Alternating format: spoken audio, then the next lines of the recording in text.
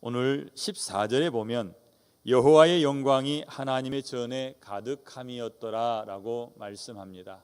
그래서 하나님 전에 가득한 여호와의 영광이라는 제목으로 함께 말씀을 보기를 원합니다.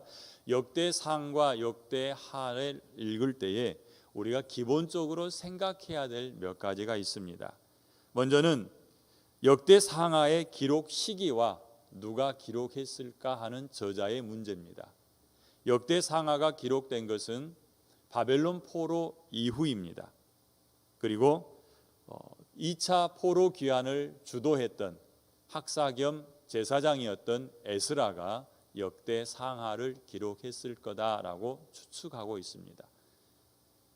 두 번째 우리가 생각해야 될 것은 에스라가 이 역대상하를 기록했다면 어떤 의도를 가지고 역대상하를 기록했을까? 역대상하의 내용을 보면 열왕기 상하와 비슷합니다. 유다의 10왕에 대한 기록이죠. 하지만 뚜렷한 차이가 있다면 사무엘 상하, 열왕기 상하에서는 북이스라엘과 남쪽 유다에 대한 역사의 기록을 가지고 있다면 역대 상하에서는 북쪽 이스라엘을 제외하고 남쪽 유다의 역사만 기록하고 있다는 것입니다.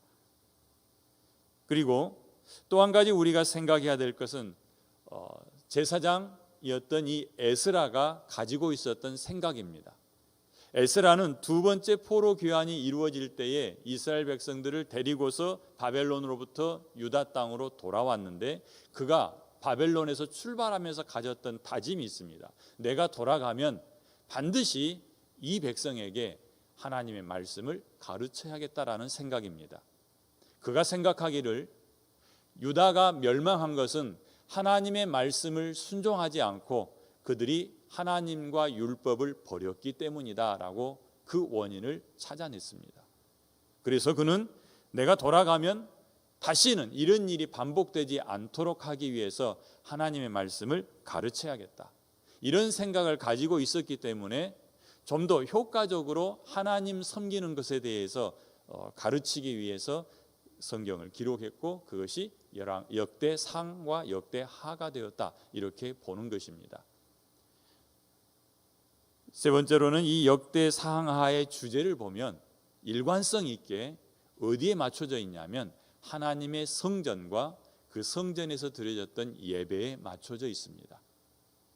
오늘 우리가 함께 읽은 역대하 5장의 말씀도 이런 관점에서 보면 에스라가 내가 이 유다 백성들에게 하나님의 율법을 가르치고 그들에게 성전 예배를 가르치고 예배 중심의 삶으로 회복되도록 해야겠다라는 의도가 보여진다는 것입니다.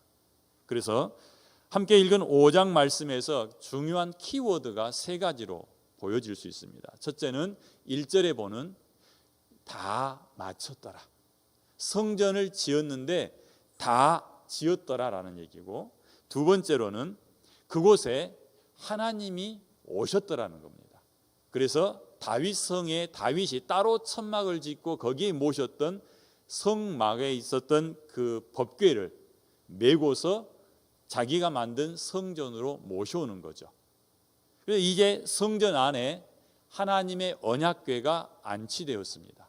이게 두 번째 키워드가 되고요. 세 번째로는 그곳에 14절에 기록한 대로 여호와의 영광이 가득했더라. 보십시오. 에스라는 돌아가서 뭘 해야 하냐면 수룹바벨이 지었던 성전, 그러나 규모로 보면 솔로몬 성전과 비교할 수 없을 만큼 초라합니다.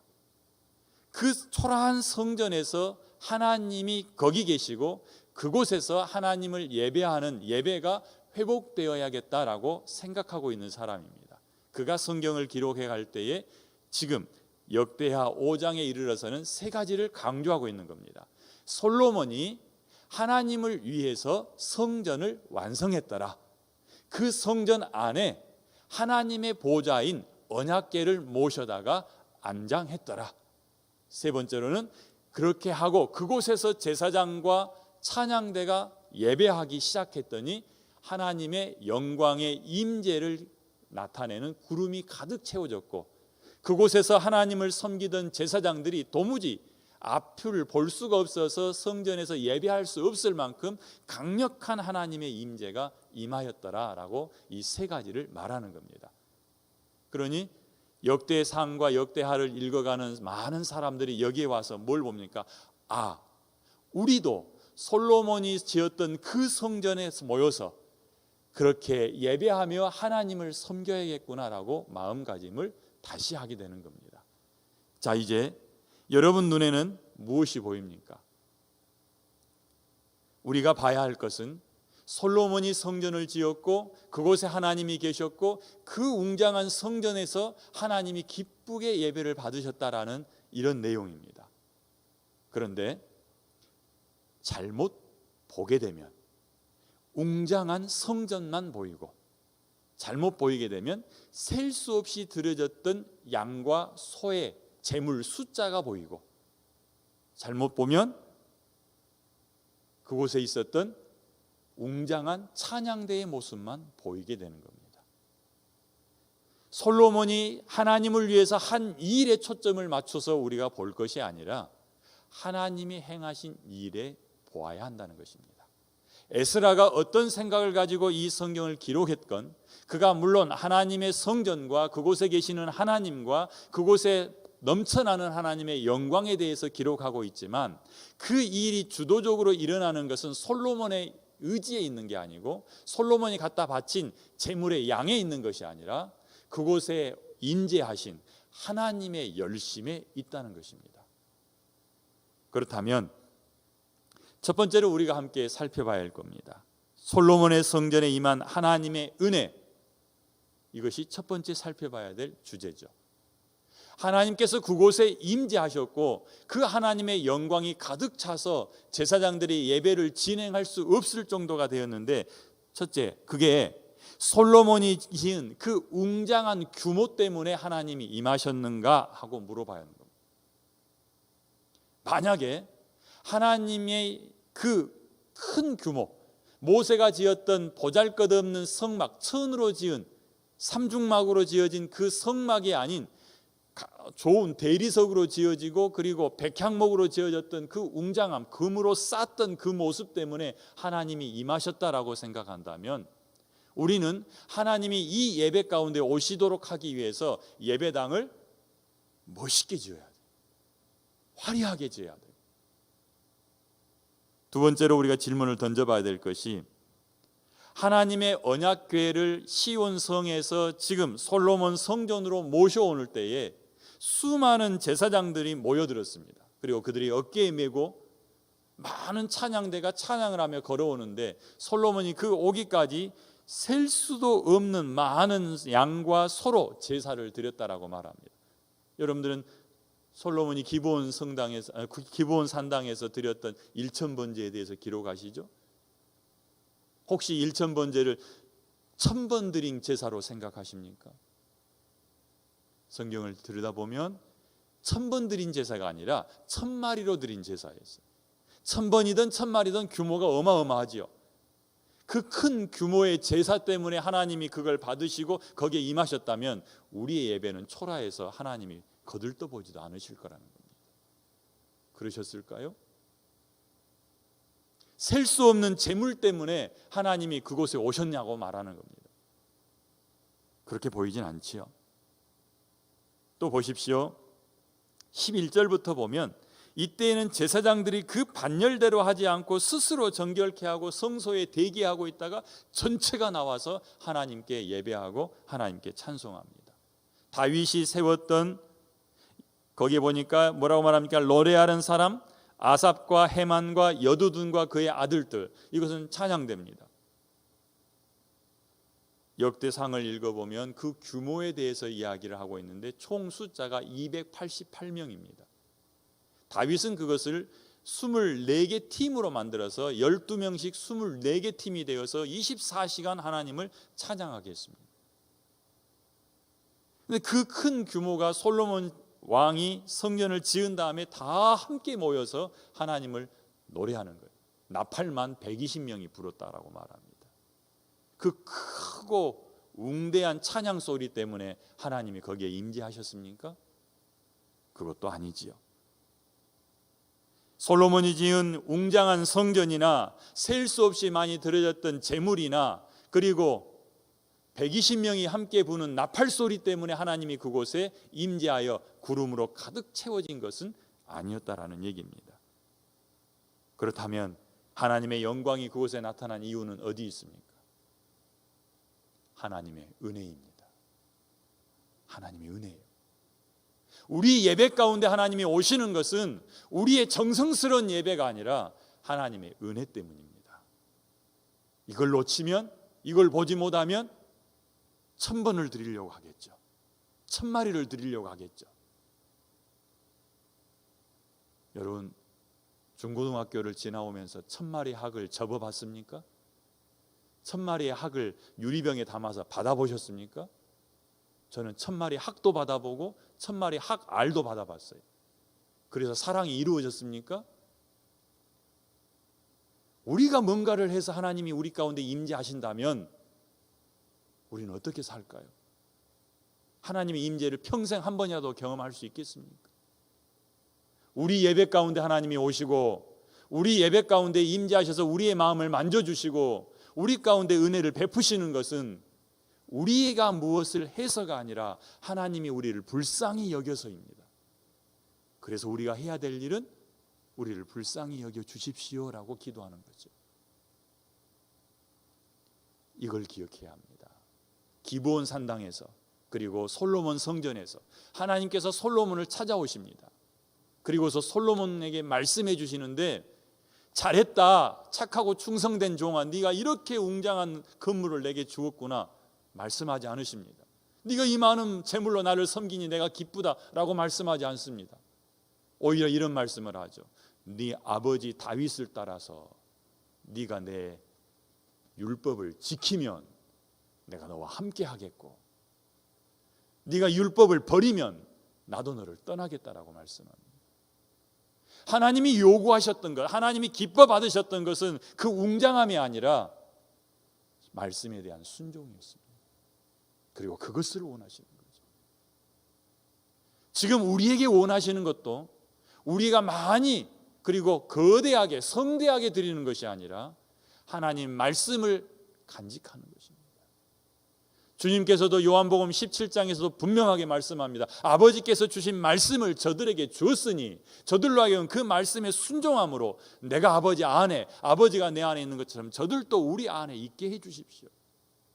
우리에게 중요한 것은 우리에게 주신 말씀 붙들고 거기에 순종하며 그 안에 거하는 것입니다. 제사장들이 법궤를 메고 솔로몬 성전에 들어왔을 때 그들에게 남아있는 게 무엇이었습니까? 오늘 기록이 이렇게 말합니다. 그 법궤 안에는 뭐밖에 없더라?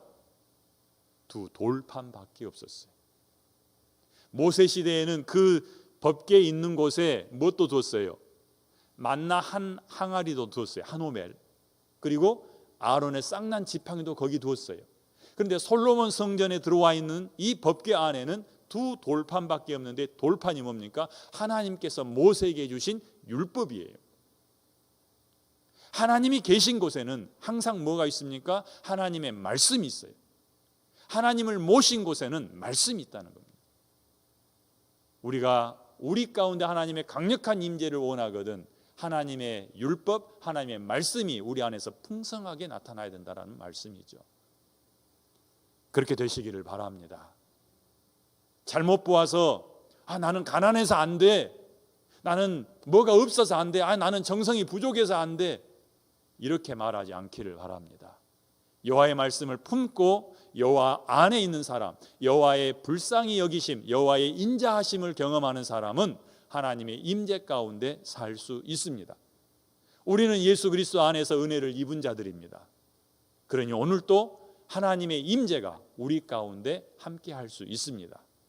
내가 죄가 없어서가 아니고, 내가 정성이 많아서가 아니고, 내가 하나님께 많은 헌신을 해서가 아니라 하나님의 은혜 때문인 줄 믿습니다. 그러면 두 번째 이런 질문을 던질 수 있겠죠. 하나님의 임재가 솔로몬 성전으로 충분했었을까? 1절 말씀에 솔로몬이 성전을 다 완성했다라고 말하는데, 모든 일을 마쳤다라고 말하는데, 그 솔로몬 성전으로 충분했었을까라는 얘기입니다. 솔로몬 성전은 완전하지 않습니다. 온전하지 않습니다. 이미 에스라가 돌아왔을 때 성전은 누구 성전입니까? 솔로몬 성전이 아니라 스룹바벨 성전이었습니다. 솔로몬이 지은 성전, 그 건물이 온전하고 완벽하다라는 이야기가 아닙니다.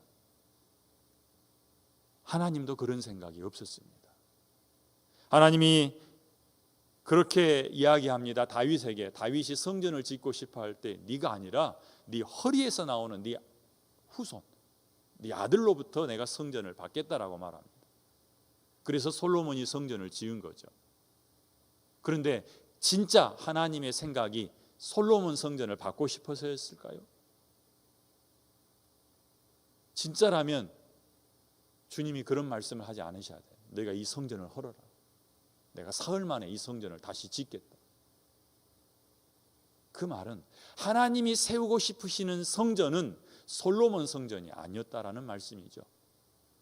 또한 하나님이 솔로몬이 만든 그 성전 가운데 임재하셔서 은혜 가운데 임하기는 하셨지만, 하나님이 기뻐 받으시긴 하셨지만, 그 성전이 하나님이 추구하는 성전은 아니었습니다. 그래서 예레미야를 통해서 내가 새롭게 언약을 맺겠다, 시내산 언약의 결정체는 솔로몬 성전이었어요.